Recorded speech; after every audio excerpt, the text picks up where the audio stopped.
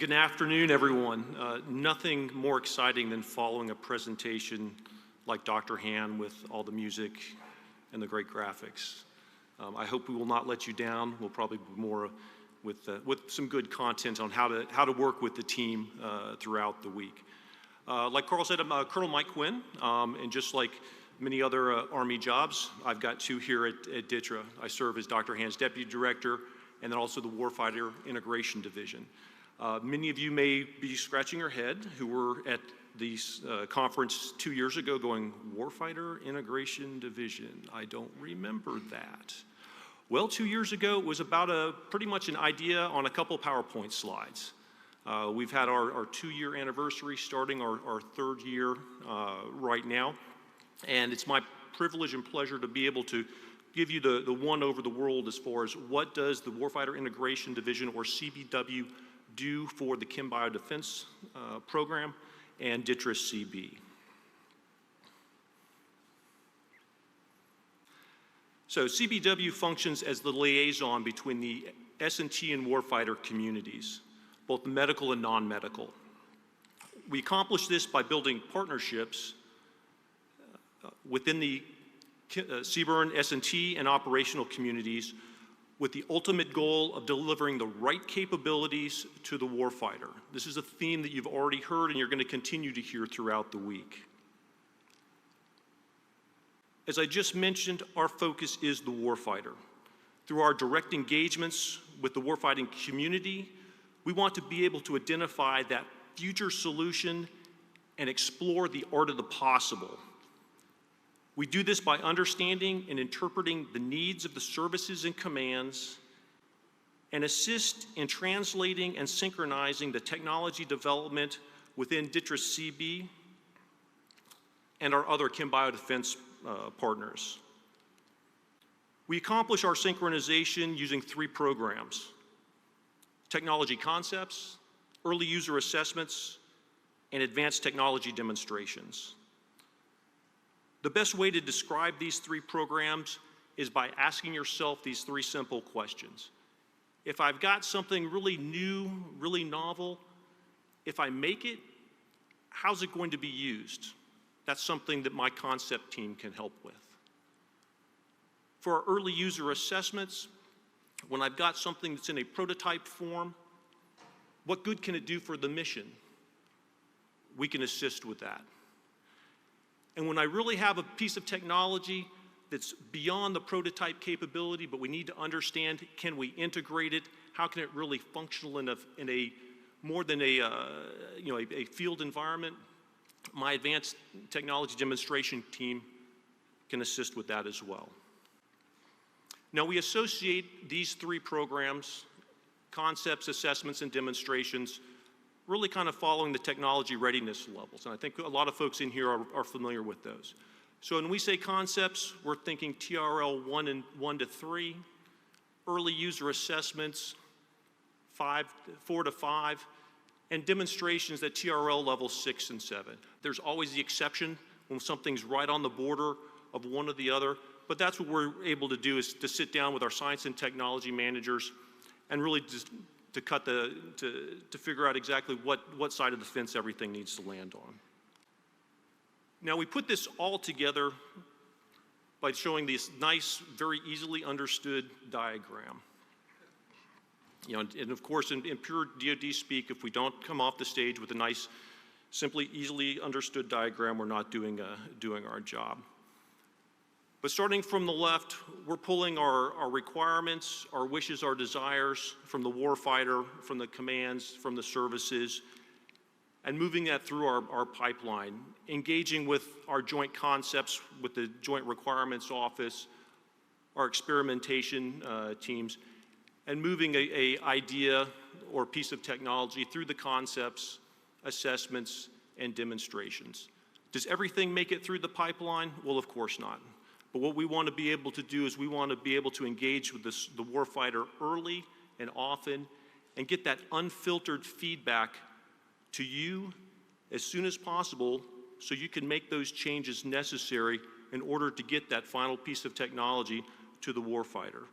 Now, of course, we can't do this alone. We have our advanced developer, the Joint Program Executive Office for Chem-Bio Defense, and that's where my team, with our science and technology managers, assist in moving that piece of technology that the warfighter sees as good value and moving to the next level for fielding. Now, what I'd like to go ahead and do is show you a quick video of this last year's user assessment, our CBOA, our Chemical and Biological Operational Analysis. This has turned into one of our capstone annual events. And if a picture is worth 1,000 words, I'm hoping a 2-minute video will more than answer all of your questions.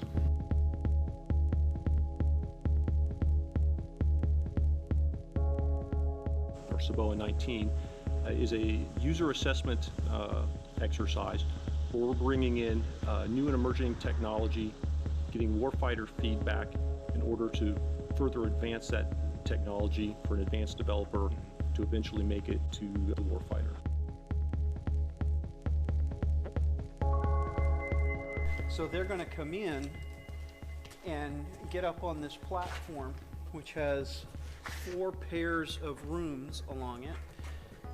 We'll have one side will be soldiers in level A, and the other side will be soldiers in TAC Haze. They will go from room to room doing various sampling and recon tasks as they go through, see how dexterity and endurance and all that is affected by the suit.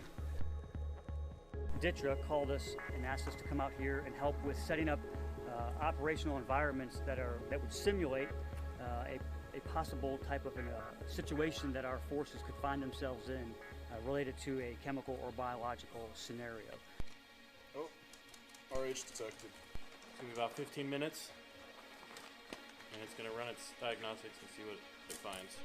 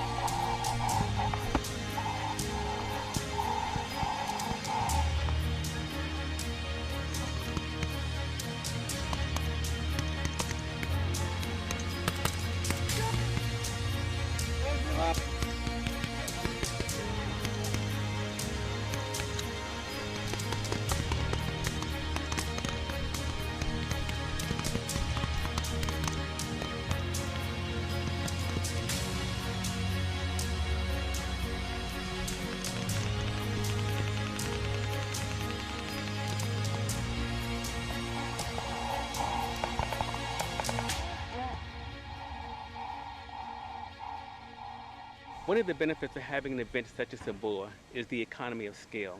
We're able to do a detailed analysis of 15, 20, 30 plus technologies in one event. That saves the taxpayer money, plus it provides an opportunity to look at the interoperability of new emerging technologies as the warfighter are using them in the real world scenarios. Yes, we have 13 technologies here. And for us, this becomes a great opportunity for us to actually get the warfighter input in terms of the requirements and the needs to further define and develop these technologies. And you have to do all of the processing and everything there. Basically a purebred lab rat. I don't know how the warfighter operates. And I always come away from these events with a sort of better understanding of like how their day goes, how a mission might go. And it really does inform my thinking and brainstorming about how I'm going to come up with the next thing that I want to try to bring to an event like this.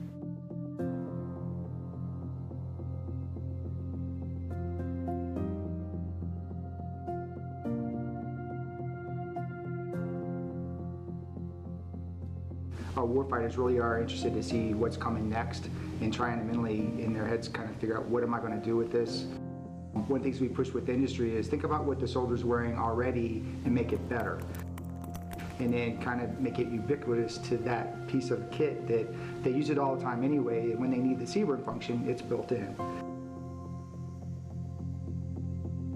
You get to see soldiers and using their proven technologies, so to speak, and then you put them in the emerging technologies side by side. You get both perspective all in one event.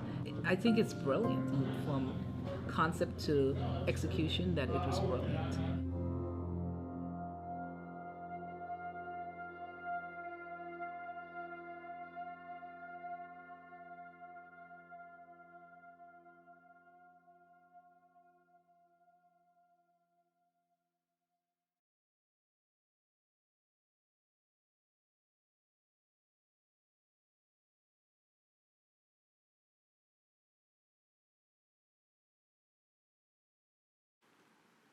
So the question is, how do I get my technology, my organization on next year's video?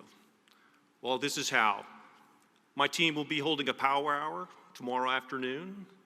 I invite you to come by and talk to my folks and figure out how you can get involved with our concept program, be part of our user assessment program, working with our science and technology managers, and at some point that technology is able to graduate to our advanced technology demonstration program with the ultimate goal of any one of those technologies participating, making that move, that technology transfer from DTRA-Chem-Bio to our advanced developer, and eventually making it to the warfighter's hands.